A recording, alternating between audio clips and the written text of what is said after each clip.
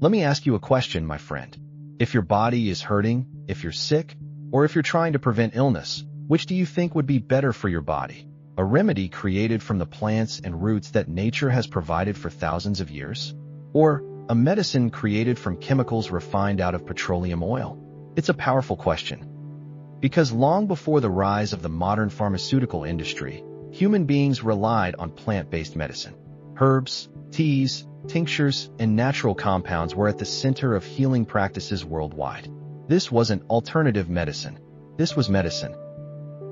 But something changed in the early 1900s, a change so massive, it altered the entire direction of how medicine is taught, practiced, and sold today.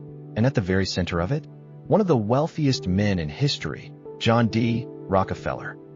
At the turn of the 20th century, Rockefeller was already an oil tycoon, one of the richest men the world had ever seen. But he wasn't just interested in oil. He saw an opportunity to extend his empire into medicine. In 1910, something called the Flexner Report was released. It was funded and supported by Rockefeller and the Carnegie Foundation. On the surface, it was promoted as a reform, a way to raise standards in medical education. And to be fair, it did bring structure and scientific rigor to many medical schools. But the report also had a darker side.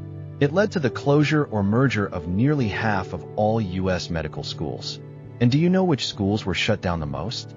Those who taught homeopathy, naturopathy, herbal medicine, and holistic healing practices.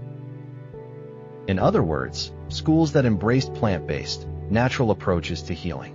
Rockefeller's General Education Board, established in 1902, provided millions of dollars in grants, but only to schools that agreed to adopt this new model of medicine. And what did this model emphasize?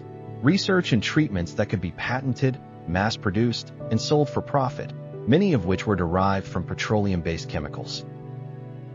Now, mainstream history books often describe this as philanthropy, Rockefeller's way of improving public health. But critical voices argue that it was much more, a calculated takeover of medicine to eliminate competition from natural remedies and to replace them with chemical, oil-derived pharmaceuticals.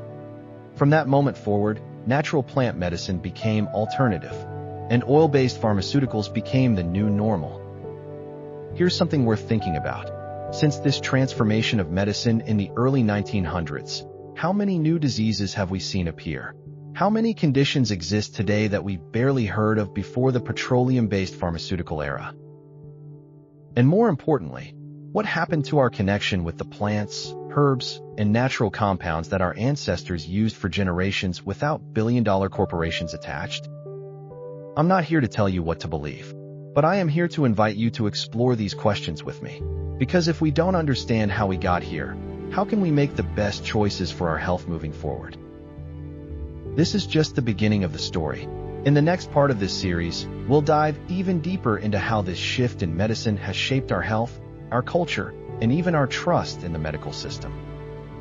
In the next video to this series, we will not only look at how natural plants have been sidelined, but also how new technology which uses only frequency and light waves is beneficial for maintaining our health and healing. And we will question why these natural remedies are being pushed away from our viewing, or why your doctor doesn't know about these cutting-edge technologies. So stay curious, stay open-minded. If you enjoyed what you've seen so far, be sure to click like. Also, be sure to click subscribe so that you don't miss the next video to this series. And remember, sometimes the answers we're looking for are found in the roots of history itself.